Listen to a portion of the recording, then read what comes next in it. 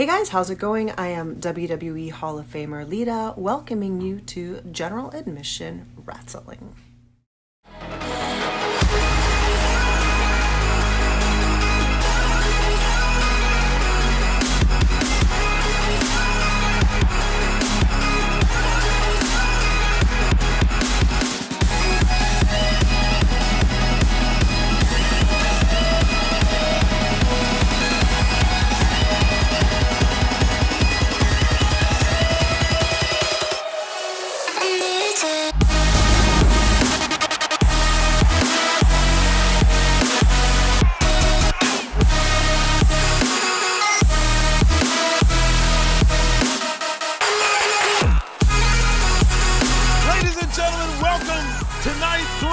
Of Nitro 12 and our final show of Season 3.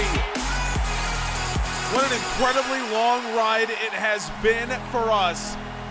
Probably an even longer ride for Island Nation, a ride that has let them here just 3 seconds away from winning the Evolution Tag Team Championships.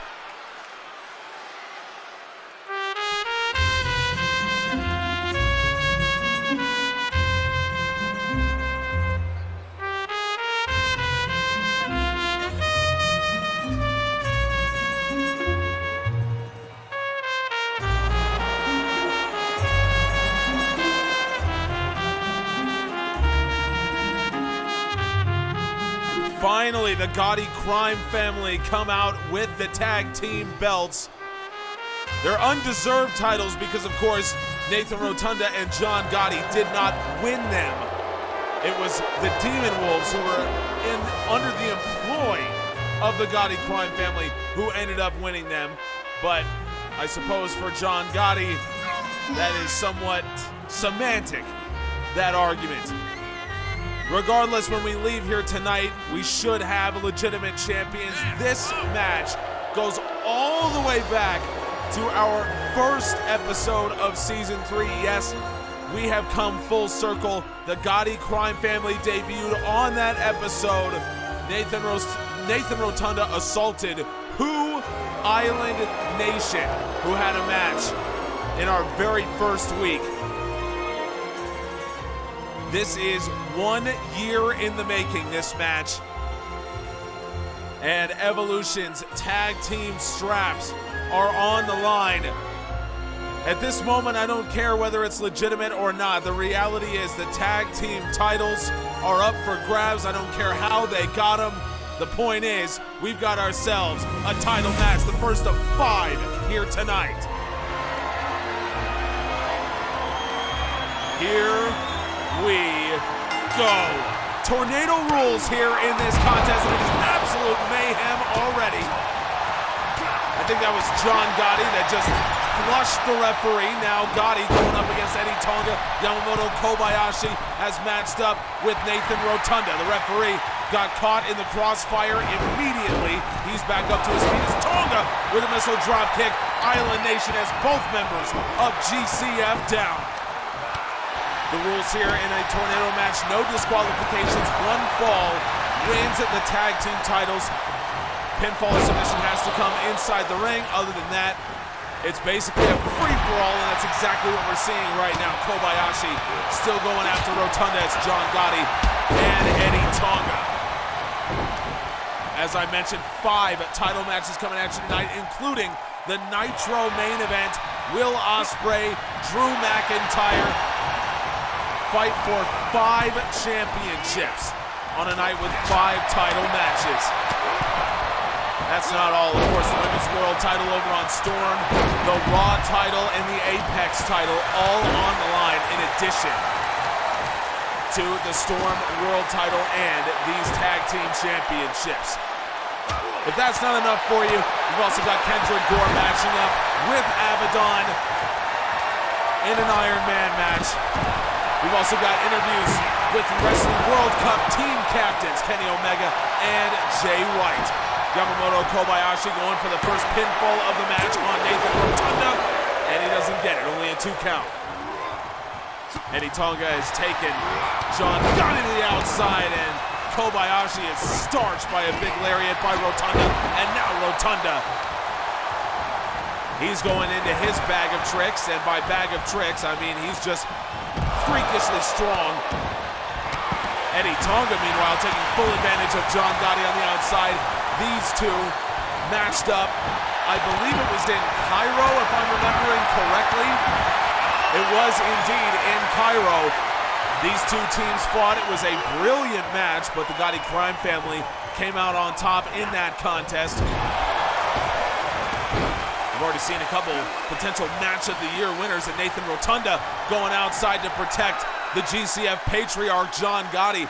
Obviously, Eddie Tonga couldn't end the match out there as he had Gotti locked up in a submission, but Nathan Rotunda fighting for his leader, and now things have completely broken down here. All four men were on the outside. Eddie Tonga back into the ring. No, he'll decide to go back out where John Gotti and Nathan Rotunda are now. Tonga sending John Gotti back into the ring as Kobayashi has Nathan Rotunda completely isolated. Super kick. Tonga German suplex off the straitjacket, and now Eddie Tonga rolls him over. Tonga into the cover. Rotunda doesn't even realize that Island Nation just won the tag team championships. Rotunda and Kobayashi were locked up on the outside.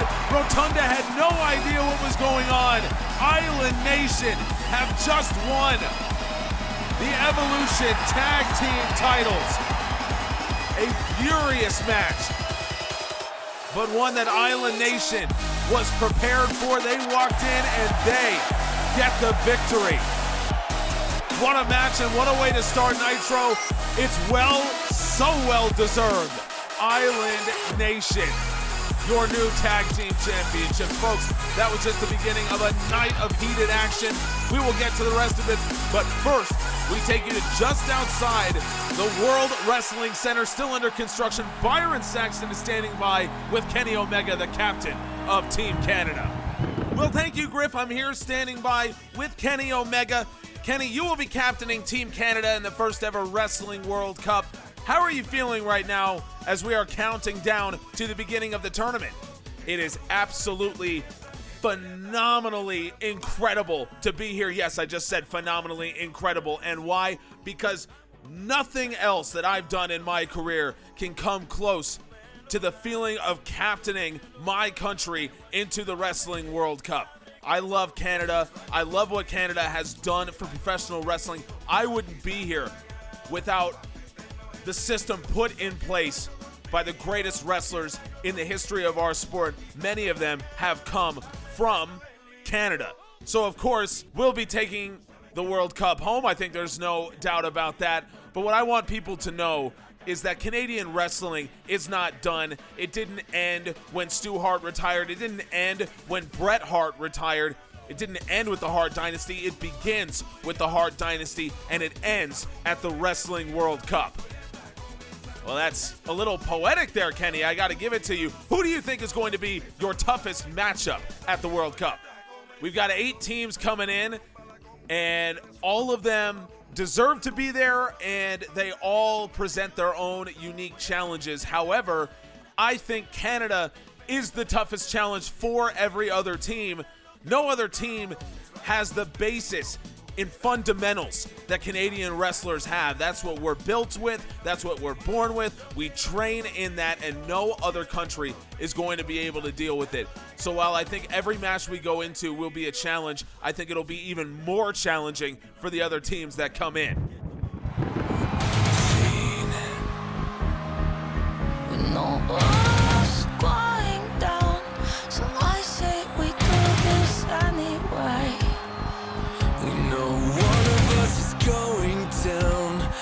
Say we do this anyway. Down in the darkness, beneath the light, meet on the hunting grounds. Down in the shadows, become the night. Meet on the hunting grounds. One of us going down. I'm gonna start calling Takahashi the Hunter, because that is the air that he gives off. Thank you very much, by the way, to our newest colleague, Byron Saxton, talking with Kenny Omega. We'll have him standing by with Team Australia captain Jay White coming up a little bit later. Takahashi. Talk about a man who is ready to go. The Raw title on the line. At this time last year, no one had heard of Takahashi. He was an unknown by anyone but the most plugged in the professional wrestling community. Now, here he is in Seattle at Nitro 12 with an opportunity to win the Raw Championship. I'm telling you right now, I don't believe that there is anyone who has had a more meteoric rise than Takahashi. Over in our Discord, join it, by the way, link is down in the description. We're voting on many things. We're talking about match of the year, promo of the year, wrestler of the year. There's no doubt who the rookie of the year is. Takahashi won that title, and he's earned that title.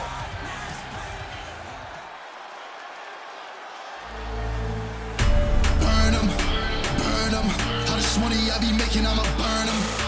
Burn 'em, I'ma murk 'em. And if they playing with this fire, I'ma burn 'em. Murder, it's a murder. Disrespect us, I'ma spark it, I'ma burn 'em. And I'll be searching, I'll be lurking, I'ma hurt 'em. And all these bridges that I'm building, I'ma burn 'em. Burn 'em, burn 'em. How much money I be making, I'ma burn 'em. Talk about voting over in the Discord. Our Discord community has voted Omega Woods' entrance music as the best entrance theme in GAW. I gotta say, I agree with them. This music has accompanied Woods to the ring since he debuted, and since that time, no one has put up a better record. That's right. Since the beginning of season 2, no one in general admission wrestling has a better record than Omega Woods. This man has earned the Raw title, and you want to talk about earning the Rookie of the Year? Well, when we talk Wrestler of the Year, Omega Woods is right up there. We got to take a look at this matchup between him and Takahashi. By the numbers, we know that Woods is deadly. You dive into the sabermetrics, you can dive into the records. No matter what Omega Woods has done, he has dominated, he has been phenomenal. He is the Raw champion for a reason. This has been one of my most anticipated contests of all of Nitro.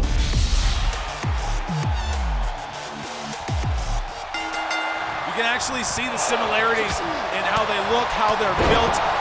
Takahashi and Omega Woods, these two guys have a lot in common, in my opinion.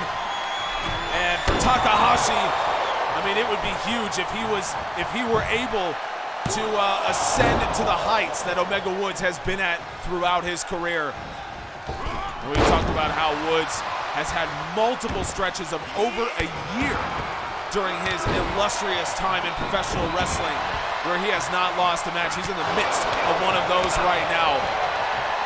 A spectacular win in the three-way dance main event of Battle at Broadway, where Woods, in front of his hometown crowd, got to win the Raw Championship and defeated Lancelot, also in front of Lancelot's hometown crowd. Now, you're not going to be able to outstrike Takahashi. I told you, you delve into the sabermetrics, Omega Woods, you can see why he's so effective. That being said, you can go into those same statistics and you see that Takahashi has the best strike connection rate of anyone here in Season 3. Who's second on that list, by the way? Omega Woods. The Raw title is not below the Apex title by any stretch of the imagination. And it's proven here tonight. This, I think, was many people's most anticipated match. Oh my God! The athleticism of Omega Woods stayed on his feet, caught Takahashi with a back elbow. That's exactly why Omega Woods connects on 79% of his strikes. He is nearly unstoppable. And now this is experience overtaking youth. But Takahashi, great job, roundhouse kick ducked by Woods. One of the things that has come to be the case for Takahashi, it's been a constant in all of his matches. He does not look like a rookie. You do not see this guy as someone who is inexperienced. And so Omega Woods, having to be slow, having to control tempo, That's what you do against rookies, but Takahashi is anything but. Takahashi slides underneath Woods' kick, but now Woods caught him with a German suplex. These two men in Season 3 on Evolution have combined for a 13-0-1 record. No losses for these two. The only draw, the only slight blemish on either of their records, Takahashi battled Lancelot to a time limit draw. Back on an episode of Dark. Takahashi, beautiful job sidestepping Omega. Great defense. Now into the German, only a 1 count. The toughness on display of these two men, absolutely. It is just, I would say, I'm trying to pick the right word. It is emblematic of the Raw Championship and everything the Raw title has meant to us since Midnight brought it in 2 years ago. Beautiful springboard for Takahashi, and you see the number of ways that these two guys are trying to break each other down. Omega Woods with a rare deflection of a Takahashi strike. One of the better defensive wrestlers in the game, and he caught Takahashi with it again. Overhand right from Takahashi. Woods, Frankensteiner caught with a power bomb. You never know what these two guys are gonna do, but Takahashi knew it there. Cover, Takahashi, still no 2 counts. The toughness of these two men, well, it's something different. Now, the rookie, great striking combination and a Meteora. Woods is down as Takahashi buries him with that knee strike. Now Takahashi at the top. We know that he will often set up that spinning heel kick that no one has kicked out of from that position. Omega Woods into the Northern Lights suplex. Now a cover, still no 2 counts. Takahashi making his way to his feet, and Woods jumps straight on top of him with that Saito suplex. But Takahashi, you cannot keep the rookie down. Takahashi with a spinning heel kick. Oh my God! Takahashi, you can't ground him! You can't ground him! Takahashi is the new Raw Champion! Just like that, Omega Woods thought that he would be able to keep Takahashi down for a second, and it didn't work. Takahashi wins the Raw Championship. What a match! What a moment for the rookie!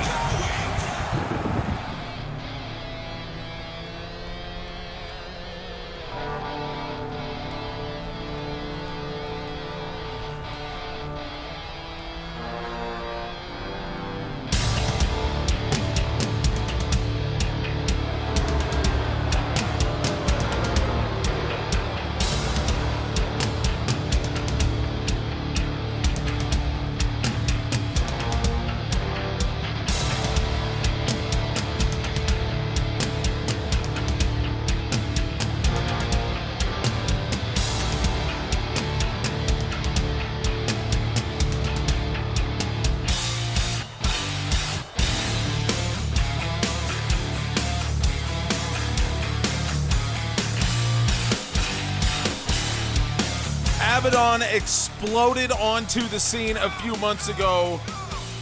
The Reaper District 7 and Mr. Sinister took especially close attention to the young man, and that is what led us here. An Iron Man match, and Kendrick Gore was the man handpicked by Mr. Sinister and the Apex champion Igris. This was the man that they said would be able to unlock Abbadon's full potential. You can certainly see why that might be the case. What they said is they needed a man with the size, strength, and ability to compete, but also the ruthless intellect that became so associated with men like Santonico, a name that has been thrown around many times when it comes to Abbadon. The comparisons are certainly there. But Kendrick Gore, he's got a history with Santonico, so they know that he's got the mental and physical ability to deal with someone like Abbadon. someone who could maybe become the next Santanico.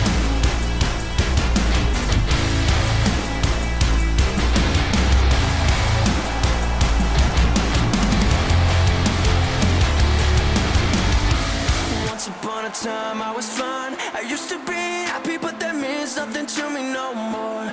It'll be alright to lie. Everything inside of me is fucked. My insanity is high, but it's all good. I got new friends. All of my crew think I'm lucid. Yeah. Once again, I have to compliment our incredible set designer here at General Admission Wrestling. Abbadon's entrance has never been so intimidating. Between these two men, I think there might be long lines at the restrooms watching their entrance.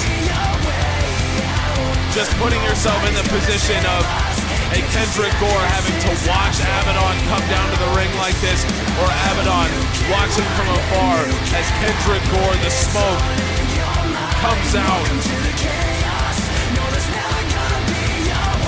Abbadon has been phenomenal since debuting here at GAW. His only loss so far was to Jackal, the challenger briefcase holder, and even Jackal could only do it by the skin of his teeth.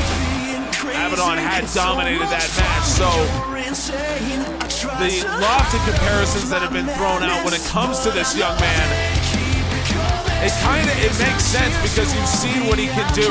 Ulysses Sky was the first guy to mention Santanico's name in relation to Abbadon, and you talk about the man that Santanico is, what he's done. I mean, it's very clear that the expectation for Abbadon is that he is in that title range, but this match is all about Mr. Sinister and Igris testing him. Is he ready to be part of Reaper District 7? Can they bring out that kind of potential that everyone sees in him? It's not many men that would be put in this position, especially by the Apex champion himself. Here we go, 10 minutes in an Iron Man contest. Kendrick Gore will be the first man. He is ultra aggressive, and this is exactly why Igris and Mr. Sinister wanted Kendrick Gore in this match.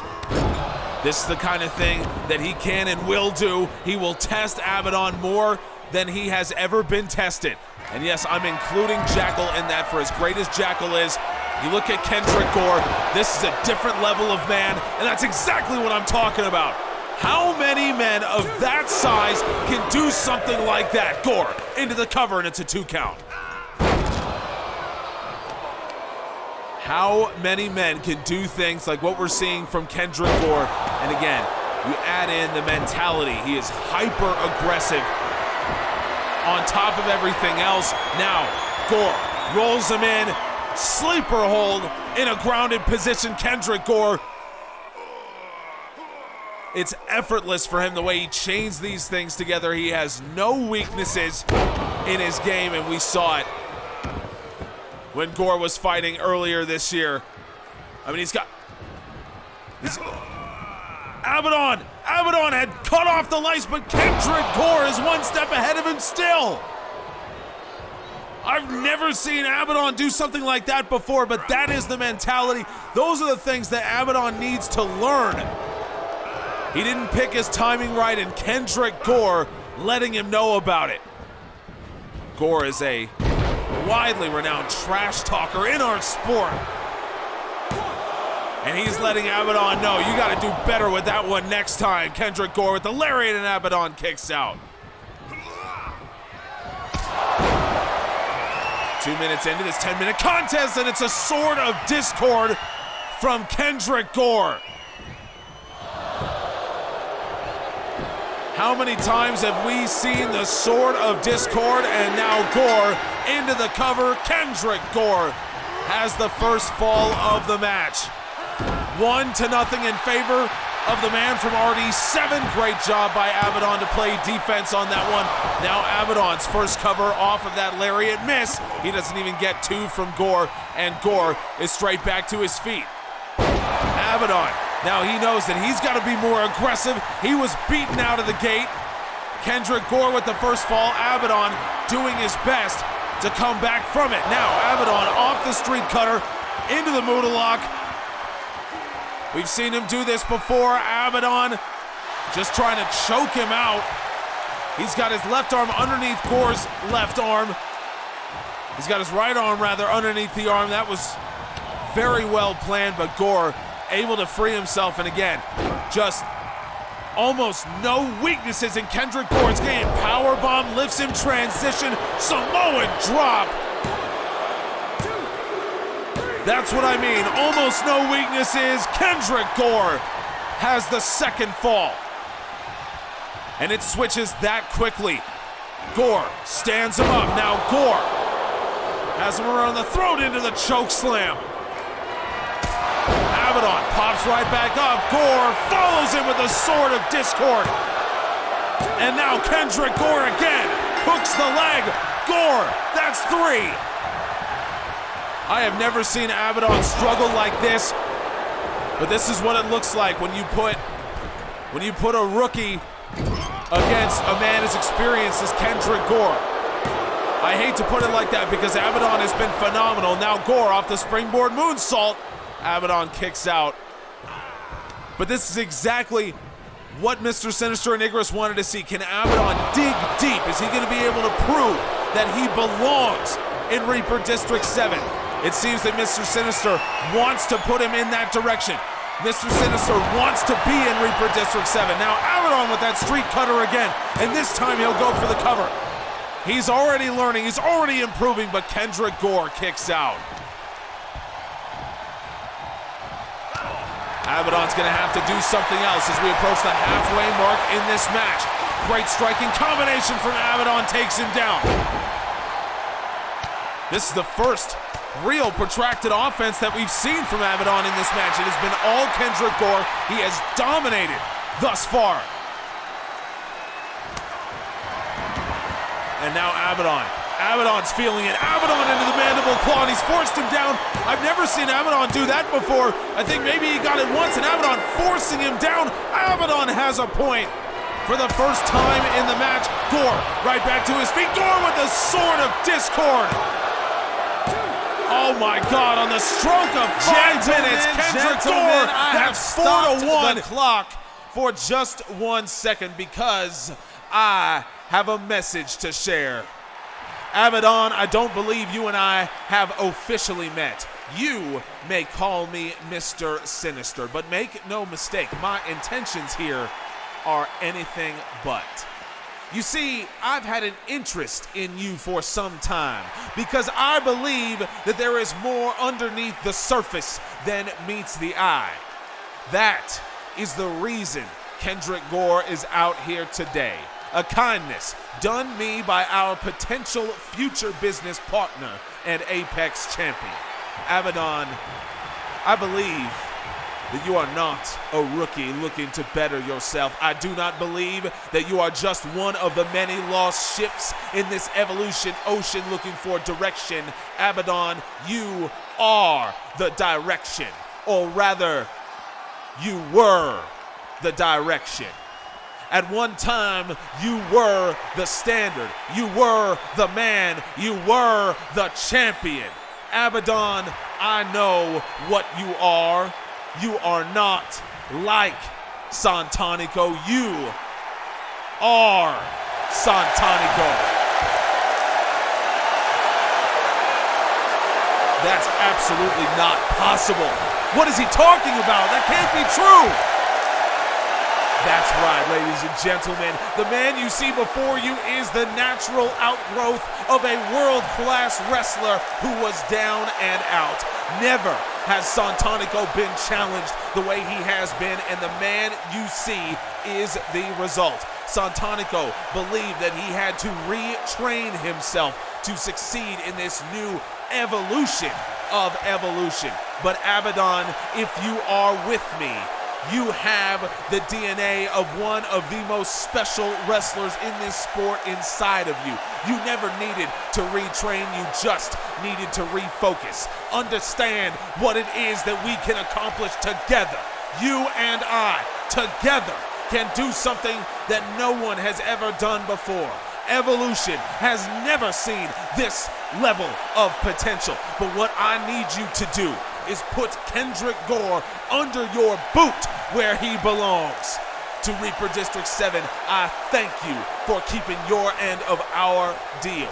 You have brought out this man's potential.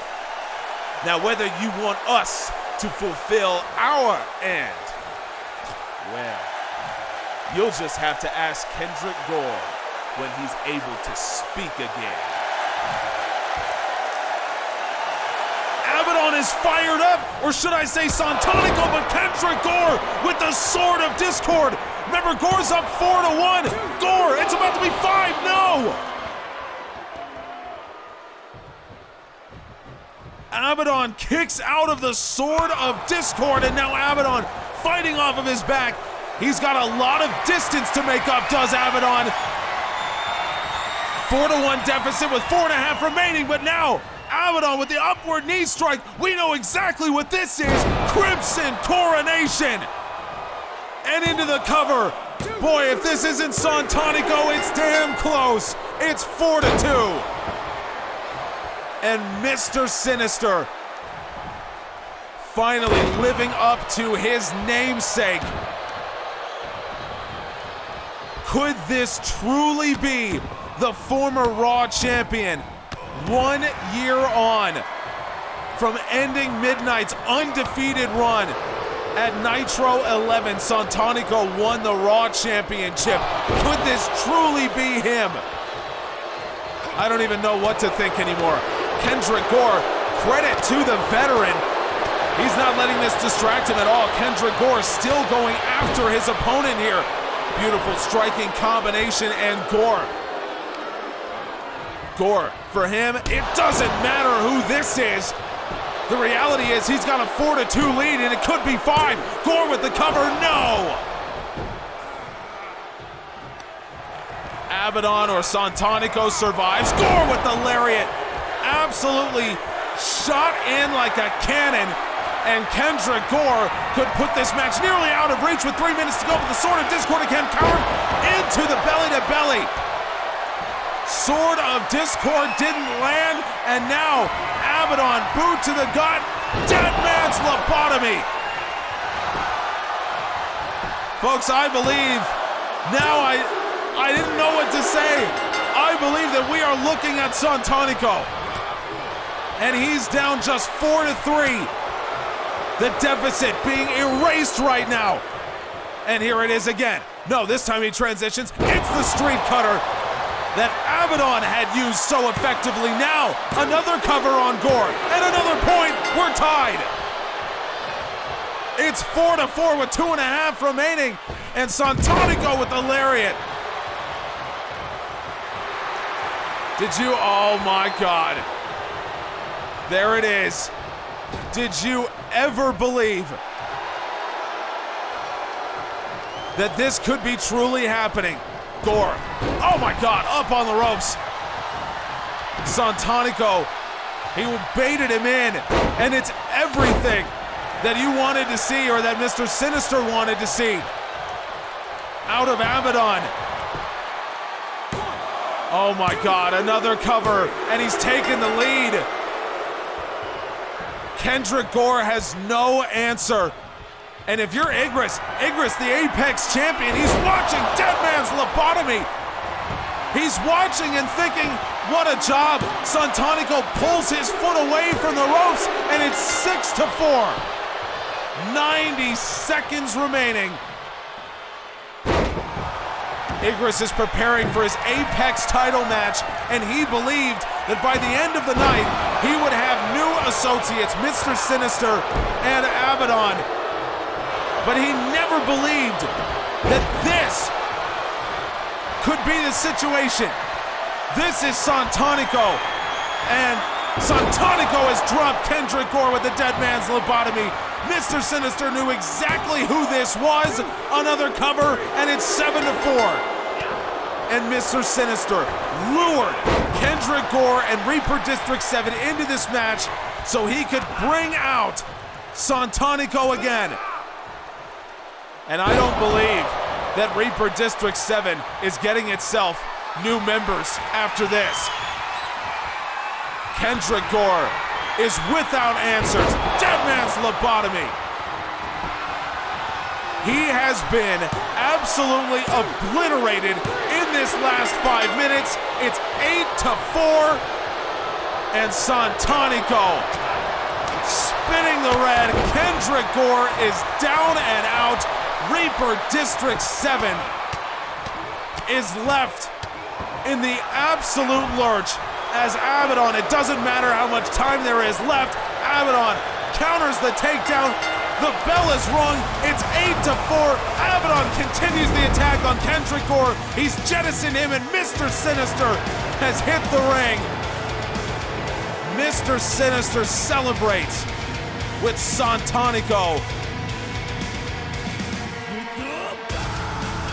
Frankly, I can't believe what we've seen here tonight. The most unexpected of turns. Mr. Sinister has in one fell swoop taken away 2 men from Reaper District 7 and created maybe the most dangerous duo heading into season 4.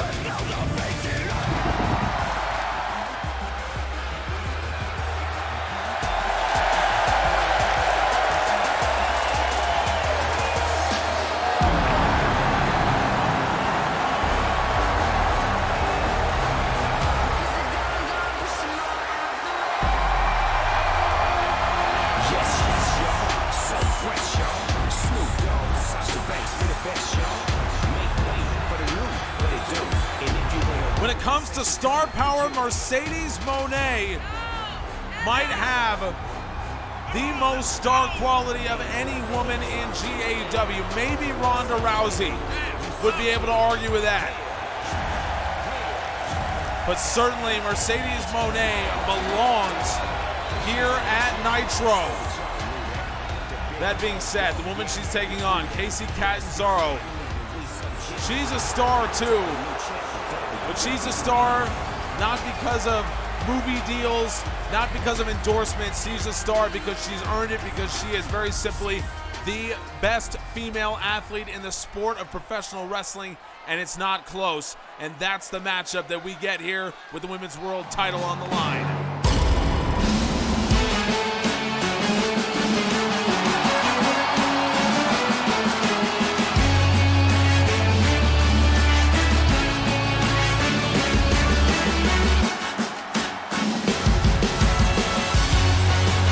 Kacy Catanzaro has her sights set on legacy. She has said that several times. She wants to be among the greats. She wants to be mentioned alongside Lita and Asuka and the legendary women that have held the GAW Women's World Championship. And she may be well on her way there, but all of those women have standout wins at Nitro across their careers, and so Kacy Catanzaro will have to get one of her own. This would be the opportunity to do it, for right now Catanzaro is approaching. She is at almost exactly 1 year as champion. But this is the kind of statement win over a superstar in Mercedes Mone that will go down in history. Catanzaro has put on some legendary bouts, and of course, most recently, she put on a record-setting performance against Charlotte Flair. It was truly the greatest Iron Man match performance we have ever seen. And it's unfortunate because Abbadon Santanico just put on one of the other greatest Iron Man match performances we've ever seen. It's just that it comes a month after Kacy Catanzaro broke every record in the book in an Iron Woman match against Charlotte Flair. For Catanzaro, this would be defense number 9 if she were successful. And that would give her the 4th most title defenses in the history of this title. She would pass officially Io Shirai. when Shirai held the title back in 2016. She would trail both of Lita's title reigns and the record, Asuka's 20. Over 727 days, 792 days is the all-time record for longest title reign. Catanzaro has passed 1 year now, back on March 14th. So she is up over 365. She is just the third woman ever to do it. Mercedes Mone with a big splash in the cover. Catanzaro kicks out.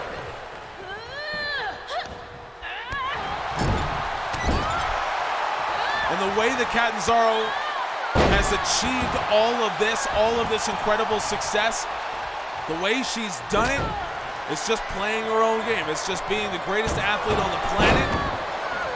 It's playing great defense. It's being tough. It's being gritty. All of those things, and it's a combination of some of the most dangerous moves that we have seen from any female wrestler. The Indian Deathlock, the Warrior's Way, the 630, all of it has combined for Kacy Catanzaro. Now Catanzaro again, boot to the gut, and this time a drive-by drop kick, 2 of those in a row. Could a third one be incoming? No, Catanzaro mixing it up again. Catanzaro slides through.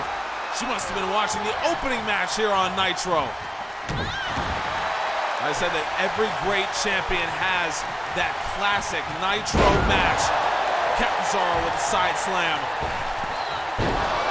When it was Asuka back at Nitro 9, she has the shortest match in the history of the Women's World Championship. Just 9 seconds to defeat Bianca Belair at Nitro 9, and that was her Nitro moment. When it comes to Io Shirai, the woman that Kacy Catanzaro hoping to pass with this title reign. Shirai had some classic matches herself. Off the ropes, Mercedes Mone, great takedown. Lita won her second world title back at Nitro 5. She defeated Igris for that title. That was considered one of the best matches on that card. Catanzaro, there is the 630 that I had mentioned. Kacy Catanzaro taken to the skies, hooks the leg, no! Oh my goodness, Kacy Catanzaro. And Catanzaro might be looking to finish it here. Catanzaro takedown, looking for the Indian Deathlock, I believe. But Mercedes Mone was on top of it all the way. Now Mone caught Catanzaro coming in. Catanzaro, great defense into the Dragon Suplex. That was nasty. Drop Mone right on top of her head. Now Catanzaro float over DDT. And Kacy Catanzaro again looking for that senton over the top. Mone able to dodge it, but Catanzaro fights up off of her back. And Catanzaro has been infallible in this match so far. Very little that Mercedes Mone has been able to do to deal with the Women's World Champion, and Catanzaro has more in the tank. Here she goes. Catanzaro with the flipping missile drop kick. I don't know if I've seen her do that before. Is it enough? No. Just barely. And now Mone rolls up, and Mone takes her down with a big right. Passes the guard of Catanzaro, but Catanzaro, the flexibility to fight off of her back and the power to actually ground Mone with that kick. While she was lying prone on the back, Kacy Catanzaro is truly something special. Now Catanzaro drops the elbow on the small of Mercedes Mone's back. Springboard splash onto the back again. This is what the Women's World Champion has done time and time and time again. She's too smart. She's too athletic. And Catanzaro with the revolving knee strike. Catanzaro is going to leave Nitro as the champion. She is just too good. And Kacy Catanzaro approaches history. Every time she's out in the ring, she makes it. And Catanzaro holds sole possession, the third longest reign of all time, the third most title defenses of all time. Catanzaro approaches double digits. She's got 9, a reign of over 365 days. Kacy Catanzaro, she said she was chasing legacy, and she most certainly is doing that. It is incredible. Folks, we've hit the home stretch, just 2 matches to go, the 2 biggest matches on the card, but first, we head back out to the World Wrestling Center where our own newest colleague Byron Saxton has caught up with Team Australia captain Jay White. Thank you, Griff. Jay, at the risk of my own physical safety, I'm going to have to ask you, what loopholes did you exploit to be considered Australian for the purposes of the Wrestling World Cup? You're absolutely right, Byron. You are putting your physical safety at risk with a stupid question like that. Let me remind you who I am. I am the Switchblade, King Switch, baby. I am a former IWGP World Heavyweight Champion. I am the most dangerous man in GAW, and I am the man that is going to win the Wrestling World Cup. And I will do it for Australia simply because my own home country, if you want to call it that, is so pathetic when it comes to the sport of professional wrestling. Not one of them could even hope to lick the boots that I train in. So I had to get out of there because Jay White needs to be showcased on the biggest stage the world has to offer. The reality is, I don't care about winning the World Cup for Australia. I don't care about winning it for New Zealand. I would win it for Zimbabwe for all I give a damn. All I care about is putting the name Switchblade back into the minds of every stupid wrestling fan in the entire world. Their memories are so short, they forget who I am. But the Wrestling World Cup is the opportunity for me to remind them. Well, it's funny, Jay, because everyone else we've talked to, and I got the chance to talk to Kenny Omega just a few moments ago. Absolute joke. And Kenny said that all he wanted to do was represent his country, and that seems to be the generalized viewpoint of most of the people competing in the Wrestling World Cup. You don't feel like you're the odd man out? You don't feel like you're, I guess, taking away from the honor that a tournament like this is going to possess? It's the first one ever. You don't feel any loyalty? My loyalty is to myself, to the titles that I will win, and to the generations of wrestlers in the future that will look up to the Switchblade and say, I can be just like him. They're all wrong, of course. The Switchblade is a once-in-a-lifetime wrestler, a once-in-a-lifetime athlete, a once-in-a-lifetime person. But be that as it may, children are stupid. People that come up believe in things that can never happen, and if I am that man, then so be it. The reality is that when the Switchblade comes to the World Cup, he comes to win, he comes to dominate, and I will hold the trophy high, not for New Zealand, but for the Switchblade. Yes, you've said that. What do you think of your teammates for Team Australia? I think that I'm done with this conversation.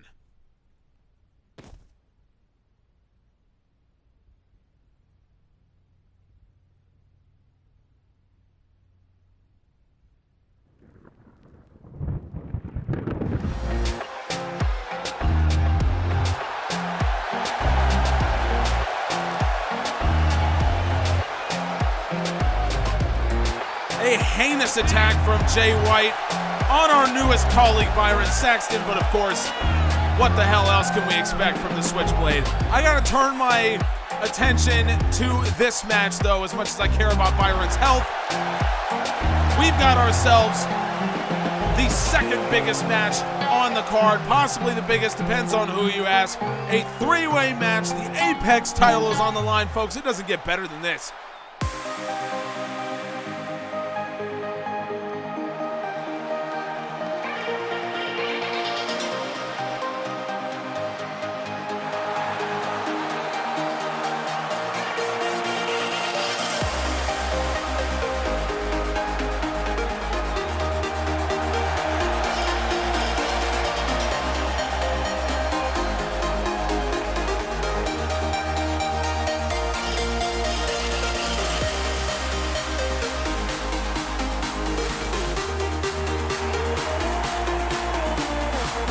The two hottest men in wrestling, there is no doubt about it. Max Ultimate, Ramon Gutierrez, they have been nothing short of sensationally brilliant over the last 2 months.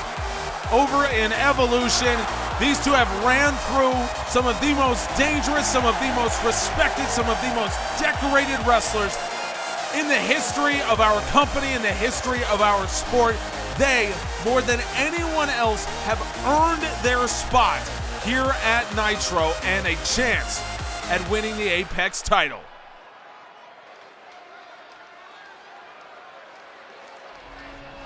It's been 6 years since I've had my fix, and now I'm fixed on you. Despite your trembling body, I can tell you want it too. I'm every man you've ever dreamed of, all your fantasies combined. You can tell I'm the best for the blood on your dress. Nobody as good as mine. The GAW Academy came to prominence during GAW Academy Storm Chaser about 2 years ago. 2.5 years, let's say. So 2 years, Evolution or Storm Chaser has been a weekly series.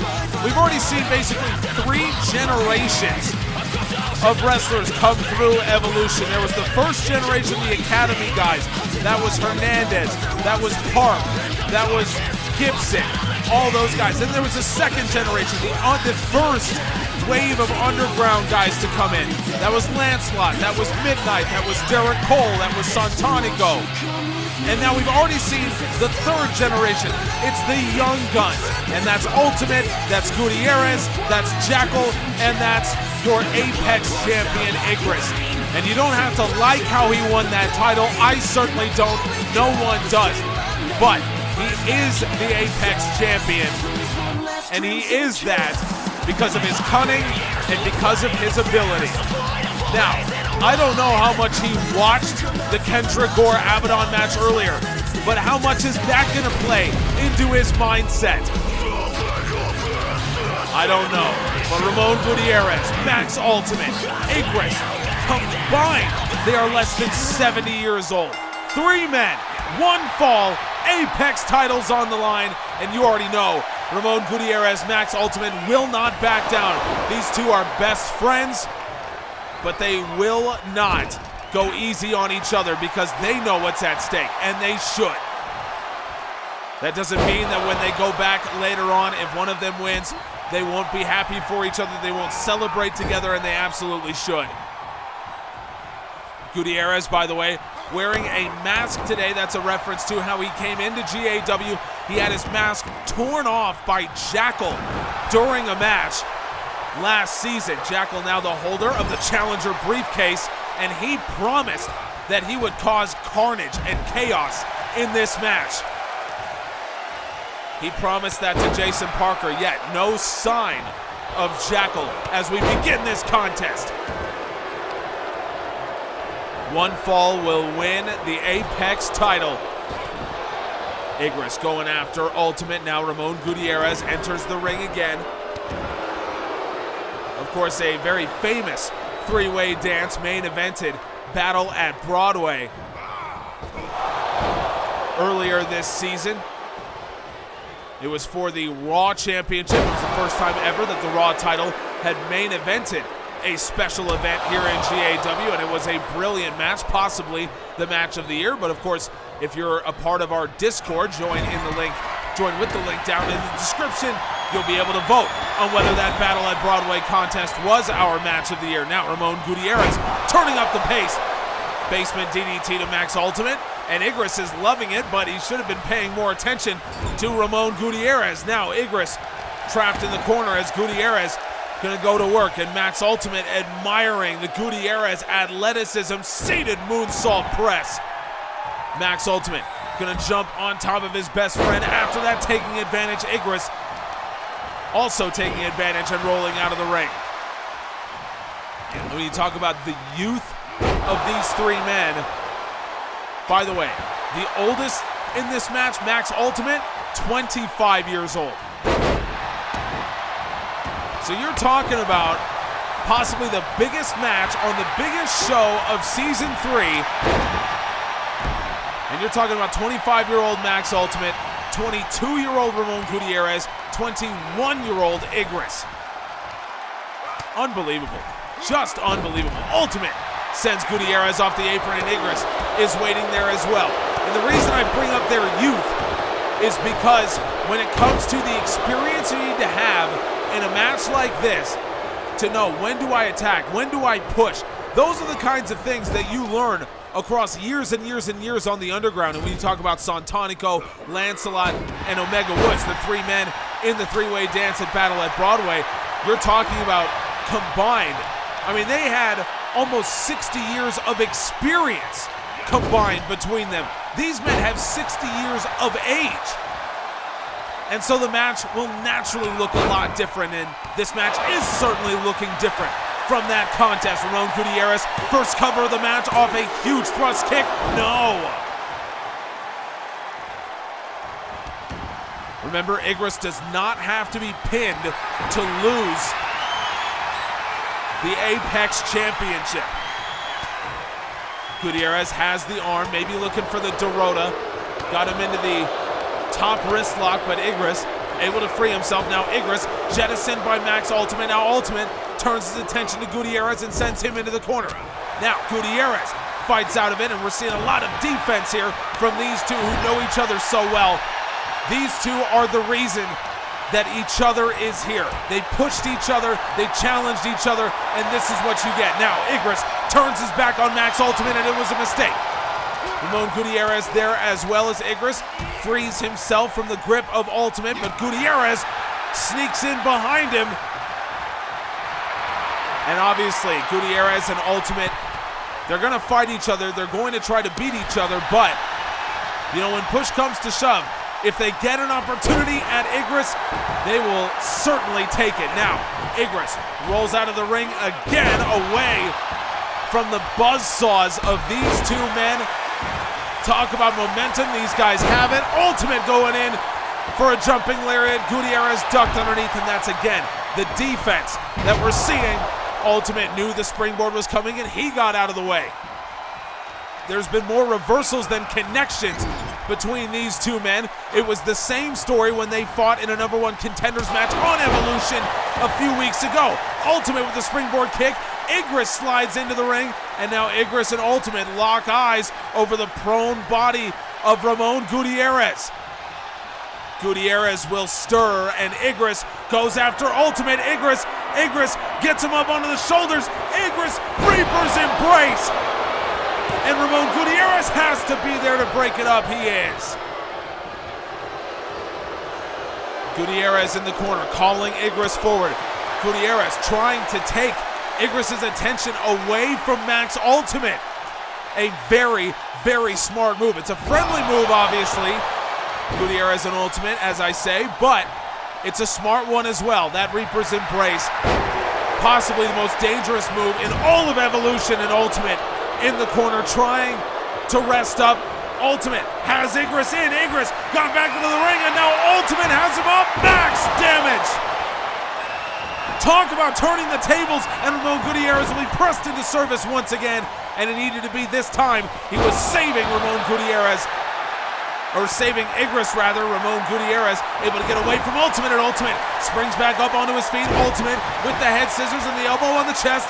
Ramon Gutierrez rolling out of the ring, and Ultimate will turn his attention to Igris once again. Now Igris It's a striking battle between these two in the middle. Great takedown by Ultimate.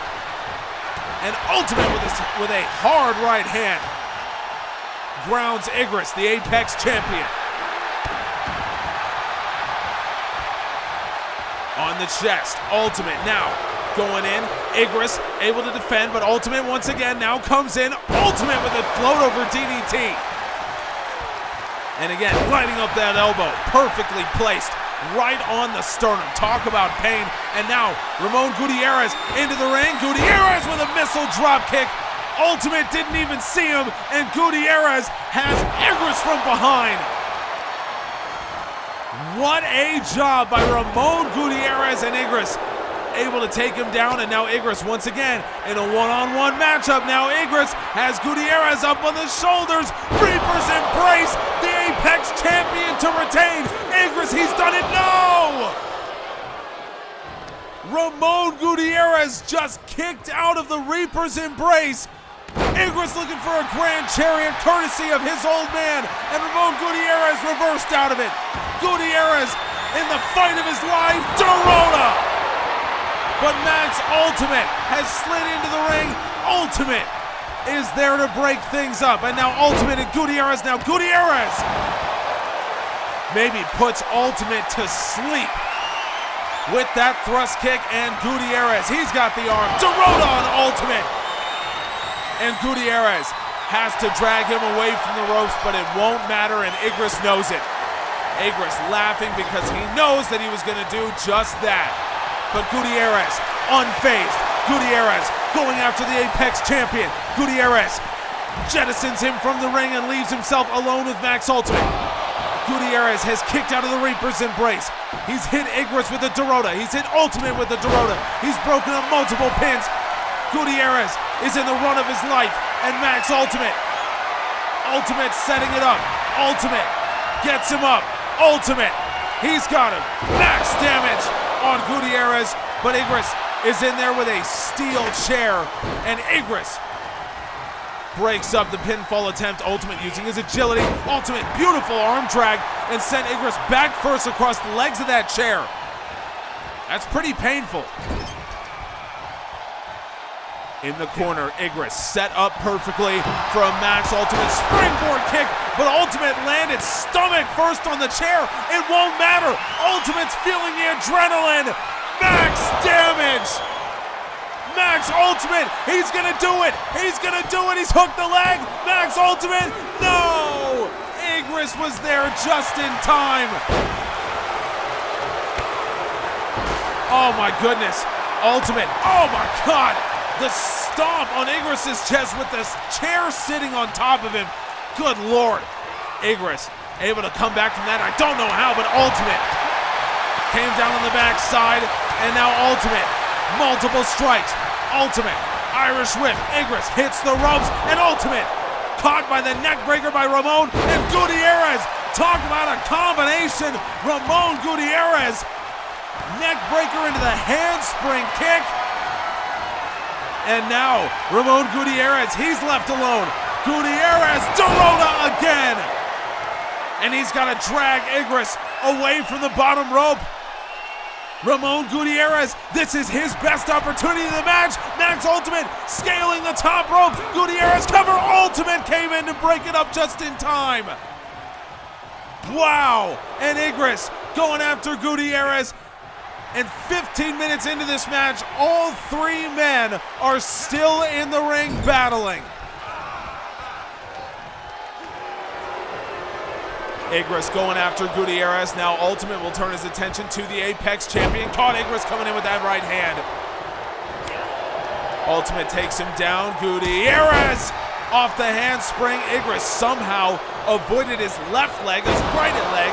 Contacted Max Ultimate. Igris with a side slam, and Ultimate jettisons him from the ring, but Igris able to hang on. He's still on the apron as Ultimate driven down by a head scissors, grounded by Gutierrez, but Igris will turn his attention back to Ramon. Ramon turns the right hand aside. Irish whip. Now Igris again able to stay on the apron as Ramon thought he had been taken out. Ramon with the sliced bread and a code breaker. What a transition by Ramon Gutierrez, and now the sliced bread on the Apex champion. Again, the combined ages of these men. 60, I gotta tell you, hang on, did my math wrong, 68 years old. Would you believe that? When you're talking about experience, you're talking about 5 or 6 years of experience combined between all these men. That's what we're saying right now. Would you know it by watching this match? Absolutely not. This has been an unbelievable contest, one of the best. Gutierrez backflips out of a backdrop suplex. Now Gutierrez rolls back into the head scissors, swings him around, Ultimate's down. Igris tries to pounce on top of Gutierrez, and Ramon, it's too quick for him, up against the ropes. Gutierrez turning his attention towards Ultimate, and Gutierrez sends him into the ropes. Igris calling Gutierrez forward, and Gutierrez will oblige. Now Ramon has Igris up against the ropes again, but Max Ultimate, beautiful speed by Ultimate, beautifully done. Takedown, Ultimate.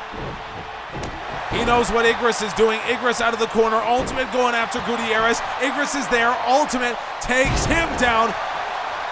Nice job there by Max Ultimate, but Igris rolling out. Gutierrez trying to chop Ultimate down. Now we just have the two best friends in the ring, locking up for the Apex Championship.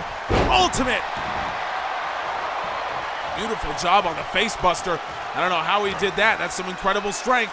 But now, Ultimate butterfly suplex sent him into the corner.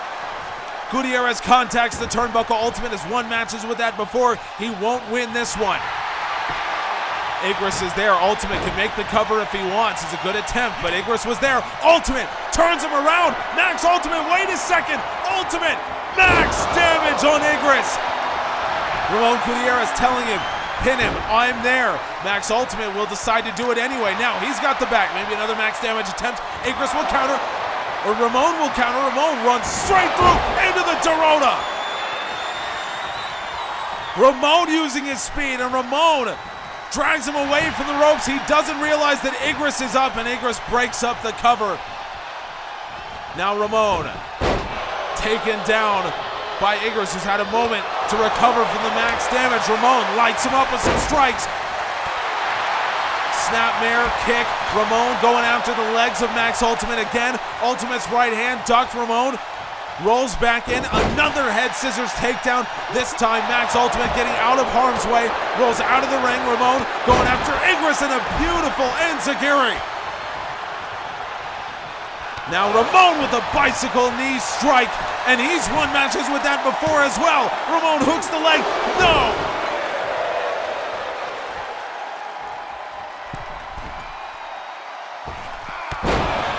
That was his best chance so far to become the Apex champion. Now Max Ultimate storms back into the ring. Ultimate gets away from Ramon Gutierrez, but he's caught with the Dorota. Wow, what a great job by Ramon Gutierrez, and Gutierrez will go in for the cover, but Igris is there.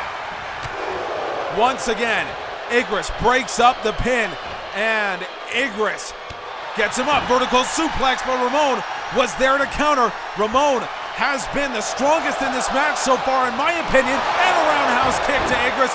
Max Ultimate, he's there. Gutierrez backs him up with a roundhouse of his own. Now Gutierrez, butterfly suplex, and Gutierrez hangs on. He'll give him a second, and he hangs on again. It's a triumvirate. Ramon Gutierrez, Max Ultimate, best friends, locking up with the Apex Championship on the line. Beautiful job from Ultimate to answer back in the takedown. Now Ultimate into the ground and pound. That's something that Ramon Gutierrez has helped him work on. I don't think Gutierrez ever believed that Ultimate would use it against him. Now Ultimate ducks underneath from the champ, flatline. Gutierrez springboards in straight into a face buster by Ultimate.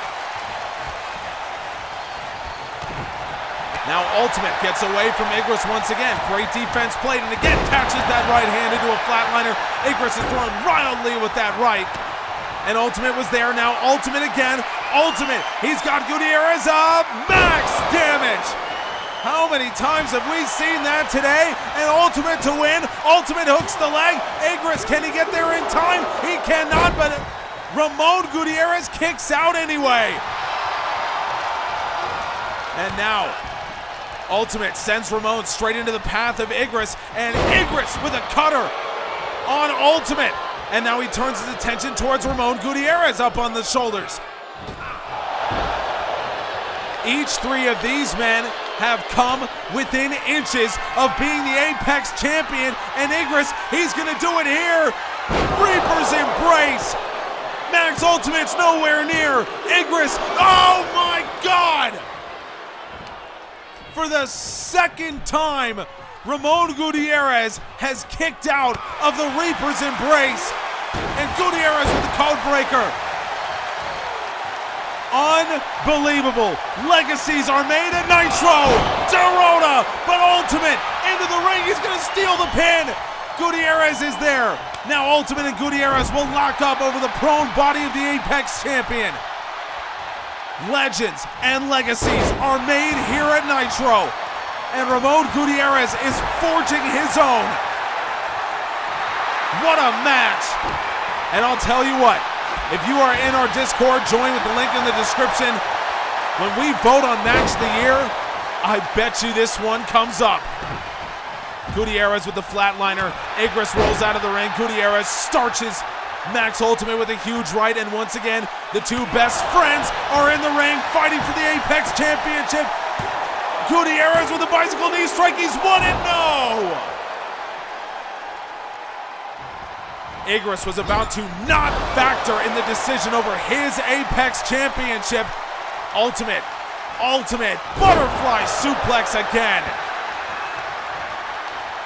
And now Ultimate has to drag Ramon Gutierrez away from the ring. It's time that will cost him because he's in for the cover. Igris won't break it up. Ramon Gutierrez instead kicks out. It's the second time that Igris has been just a second short, but Ramon Gutierrez made up for it now. Max Ultimate missile dropkick doesn't connect. Igris' springboard elbow will, and now Igris has Ultimate up on the shoulders, and Igris throws him out of the ring. Shocking brutality from Igris, the Apex champion.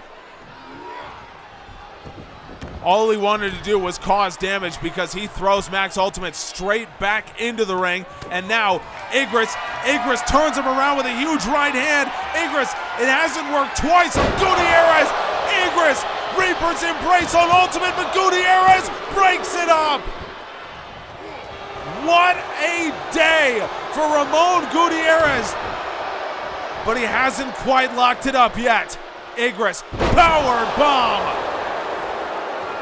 Makes Ramon pay for breaking that one up. And now, Igris out of the corner. Max Ultimate comes straight back. And now Ultimate going after Igris. Ramon Gutierrez with a Dorota on Ultimate.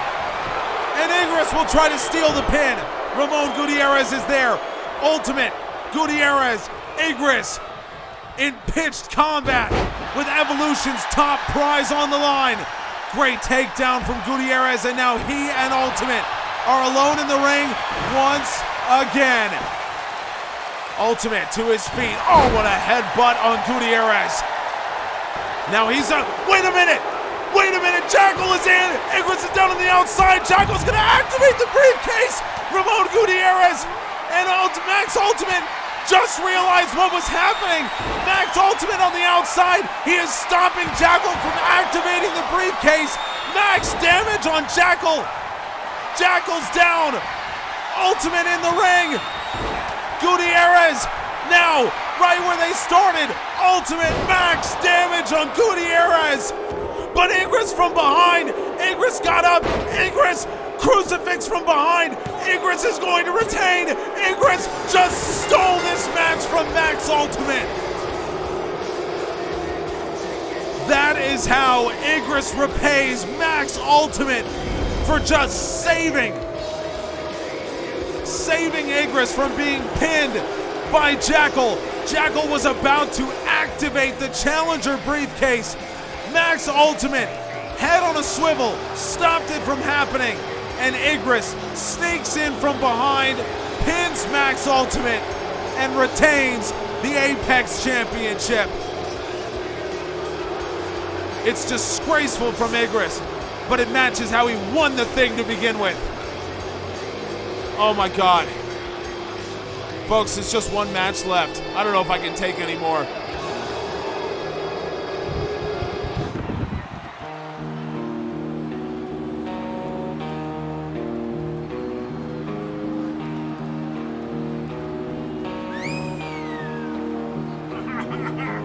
What's that metronome I hear? Perhaps the end is drawing near. You never hear the shot that takes you down.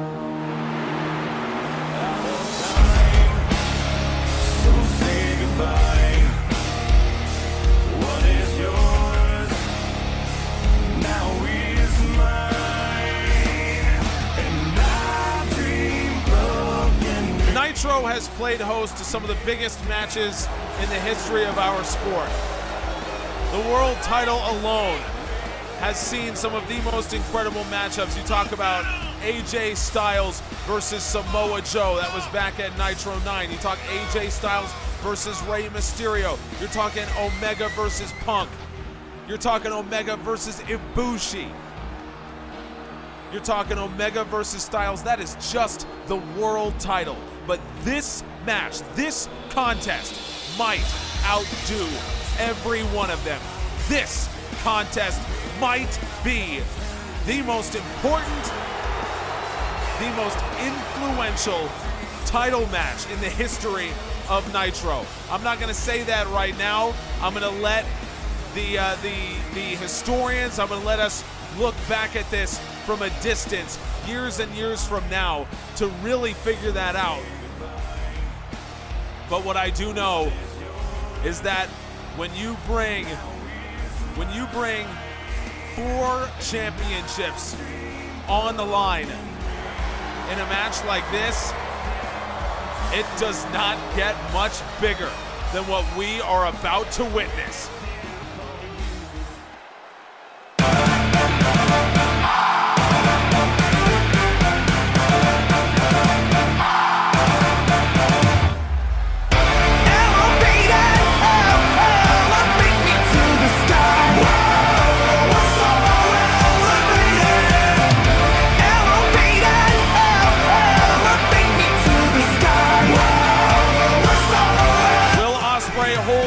Championships walking into this match. He only comes out with one of them, and it's the one that Drew McIntyre, when he was Drew Galloway, fought over. When McIntyre went by an older name, he competed in what Culture Pro Wrestling, that title, maybe the most famous title in all of independent wrestling. Well, Will Ospreay won it fair and square. He defeated Marty Scurll for it. Folks, I can't get over the size of this main event. The GAW World Championship is on the line. This is a main event field. 4 championships, winner take all. Here we go. This has the main event feel to it. GAW World title, MLW World Heavyweight title, WCPW World title, and WXW Unified title, all on the line. The winner will walk away with 4 pieces of gold draped over them. But the most important, the GAW World Championship, vacated by Johnny Gargano due to injury. Injury inflicted upon him by the black and gold. Adam Cole admitted as much. Will Ospreay over the top into the power bomb. How is this match starting? Is this enough for you? McIntyre with a big boot puts him down. Now Drew McIntyre has held the WCPW World Championship back in 2017. Held the title for 150 days. So he's got experience with one of these. Will Ospreay, that was the title he had never won. Marty Scurll had brought it in as collateral to force his way into the MLW World Heavyweight title match between Will Ospreay and Davey Richards. Now McIntyre into the Boston Crab. Textbook, those hands underneath the knees, but Will Ospreay just too good. Beautiful job as Ospreay turns it into a cover, and McIntyre, phenomenal core strength, able to kick out. Ospreay looking for a side slam, and McIntyre, you can get some vicious power into those knee strikes. McIntyre grounds in with the big boot. Both these men have dangerous submissions that they can bear. Drew McIntyre, of course, the no true Scotsman. Only two men have ever escaped the no true stopped the no true Scotsman from actually being applied. No man has ever escaped from the no true Scotsman. And then Will Ospreay, of course, brings in the Chaos Project, his modified Dragon Sleeper. Now Ospreay gonna take to the skies. On the opening match of this show, we saw the GAW Cruiserweight title come back into prominence. It is reactivated. Will Ospreay was the one who unified it with the Intercontinental Championship. There is possibly no one in the last 4 or 5 years of GAW who has been as influential on the Storm side as Will Ospreay. And a win here would just round it all out, as it would make Will Ospreay just the second man ever to hold the GAW Golden Ring. That is every championship that you are eligible to win in general admission wrestling. If Drew McIntyre wins here, he would get the coveted Triple Crown. Only 3 men have ever done that. The only other man to hold the Golden Ring is Kenny Omega. Will Ospreay trying to become the second. Ospreay's thrust kick countered by McIntyre. His chop countered as well. McIntyre's defense impeccable, and he drops Ospreay with a shoulder bomb. Ospreay bleeding from vicious Drew McIntyre ground and pound, but Ospreay still fighting. A little bit of blood's not going to stop him. Standing shooting star breast from Ospreay. McIntyre back to his feet, and a hellacious chop connects. Now McIntyre hoists him up. Ospreay, beautiful speed, and comes down on the other side with the neck breaker. It's like he meant to do it the whole time. Cover from Ospreay, only a 1 count. Our main event at Nitro last year saw Garrett Gibson and Lancelot lock up in one of the most violent matches we have ever seen, a Falls Count Anywhere contest for the Apex Championship. Garrett Gibson came out on top of that contest. Nice job by McIntyre. In the main event 2 years ago, back at Nitro 10, Kenny Omega and Aleister Black threw down for the GAW World Championship. Aleister Black became just the second man of all time to kick out of the one-winged Angel, and Black went on to win the world title there. Those matches combined had 2 titles on the line. This match has 4, and Drew McIntyre taking his time, inflicting pain. Nice trip from Ospreay, totally shaking off everything McIntyre has done to him so far. William Regal watching on as well, and Ospreay smartly moving McIntyre away from Regal, but McIntyre's wild right hand goes straight over the top of Ospreay. Great job to duck it, but McIntyre straight back onto the offensive.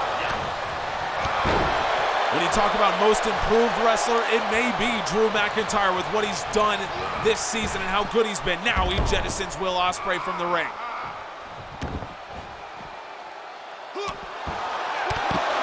Not that McIntyre was bad, of course, before coming into this season, but there was a sense that he hadn't achieved everything that he had set out to.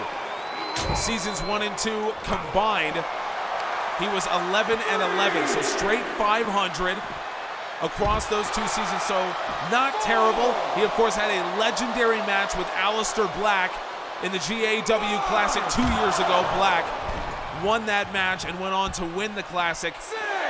And that was coming into Nitro 10, so he went on to have a great match with Kenny Omega. So it's not as though McIntyre hasn't been great, but 14-2 this season? I mean, that is improvement on a level we rarely see, but it was always something that Drew McIntyre was capable of. Now McIntyre just hammering Ospreay, gonna cave in his chest with these shots. Ospreay just falls to the floor, and McIntyre will continue the attack going after the legs.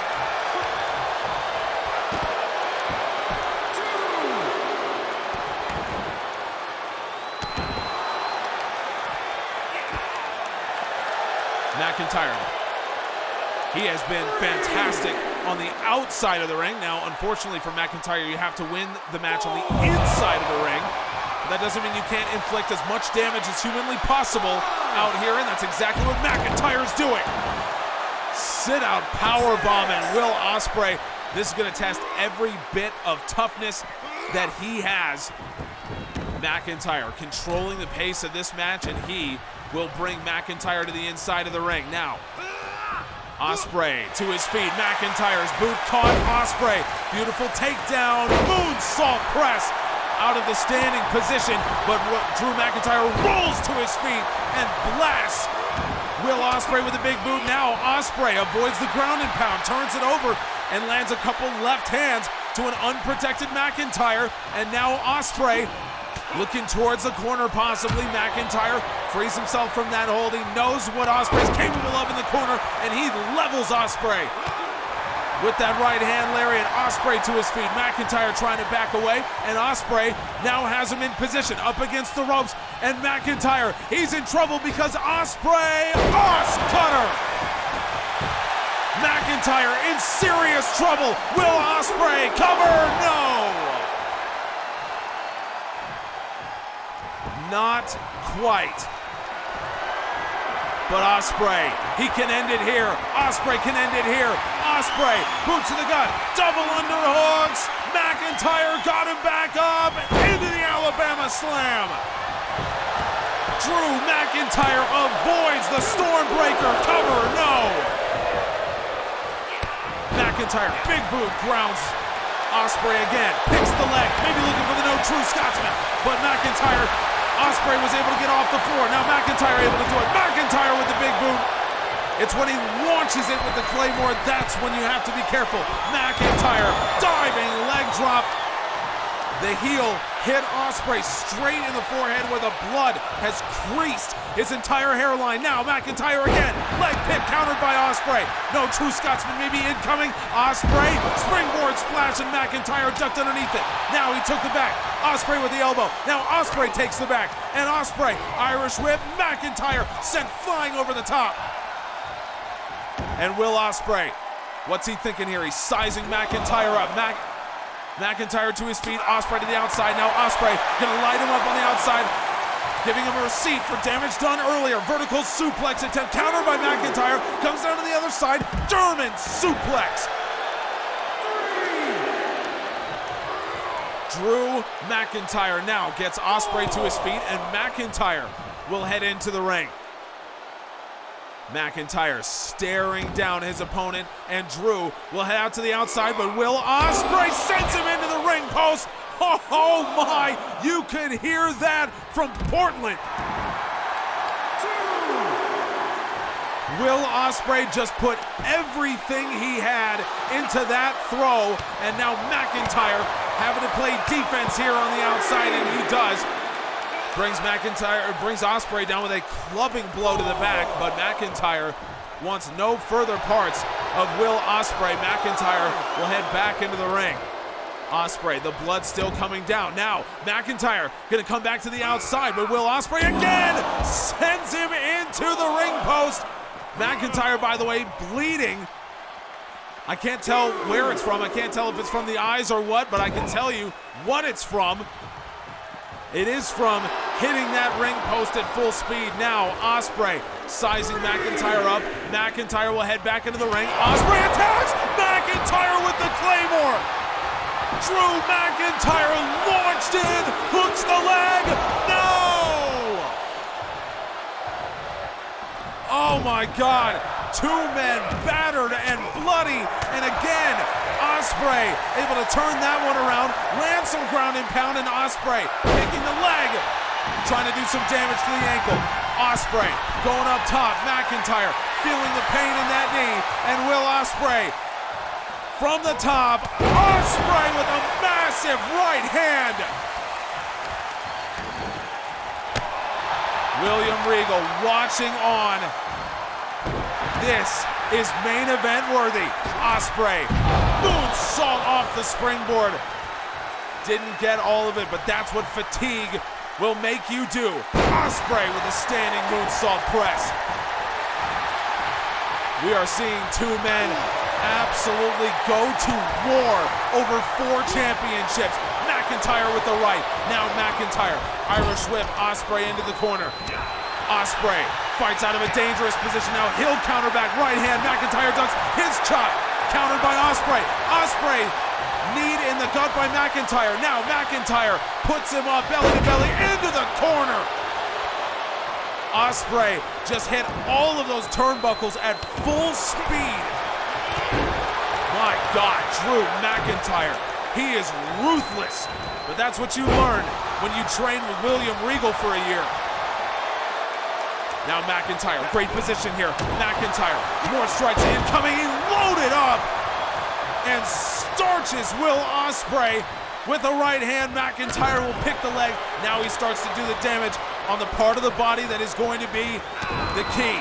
The no true Scotsman relies on McIntyre tying up those legs. Now McIntyre deadlift into the power bomb. Drew McIntyre has taken control. Back up goes Ospreay. McIntyre once again, more combinations. McIntyre now looking for that vertical suplex and just tosses Ospreay across. Ospreay, is he running out of gas now? Drew McIntyre lighting him up. Center of the ring. McIntyre. Here it comes, maybe. McIntyre. No, he goes into the crossface. McIntyre wrenching it back. Will Ospreay. Can he reach the leg out? Can he reach the arm out? Ospreay could be in a little bit of trouble here as McIntyre's wrenching it back, and Will Ospreay finally breaks the grip. Ospreay rolls to his feet, but he's caught. McIntyre caught him in the leg, and McIntyre looking for the future shot. Ospreay flipped over the top, and Ospreay looking towards the ropes once again. McIntyre frees himself from the hold. Ospreay felt that straight in the gut, and McIntyre gets him up, caught with a DDT. The agility from Will Ospreay, and now in the corner, Ospreay lines it up. Tower of London. And Ospreay straight into the Chaos Project. Will Ospreay, Chaos Project is in. GAW World Championship on the line. McIntyre, center of the ring. There's nothing to be done. Will Ospreay, he let it go. Will Ospreay let it go. Will Ospreay's gonna pin. Will Ospreay to win 4 championships. No! Talk about a match of the year, and Ospreay's not done. Knife edge chop, McIntyre duck. Now McIntyre again gets him up into the scoop slam. Sits out, doesn't cover. McIntyre uncorks the right. And now McIntyre will go after the arms, and Drew McIntyre. Now he's got the head, taking down Ospreay with the trip. Ospreay, springboard moonsault, and McIntyre was back up at his feet. Now Ospreay on the wrong end of McIntyre's unprotected, absolute sledgehammer blows, and McIntyre going back to them again. Let me tell you folks, that's like being hit with a ball-peen hammer 6 times in a row, or in McIntyre's case, he's doing it 18 times to Will Ospreay, and William Regal loves every second of it. How much more can Will Ospreay handle? Can he even handle the crossface as Drew McIntyre throws him in again? And Will Ospreay, he's got to do something about this because Drew McIntyre is threatening to win all 4 titles here with this crossface. Ospreay fighting valiantly and again breaks the hold. And McIntyre's got a lot more in the tank, and he needs to have McIntyre caught with a rolling soul butt by Ospreay. McIntyre to his feet. McIntyre, Claymore attempt, Oscutter attempt. Neither of them landed. McIntyre gets him back to his feet. There's the Claymore. Drew McIntyre. McIntyre hooks the leg. McIntyre is leaving Nitro as the champion. All of the work done, and Drew McIntyre will leave Nitro as the GAW World Champion.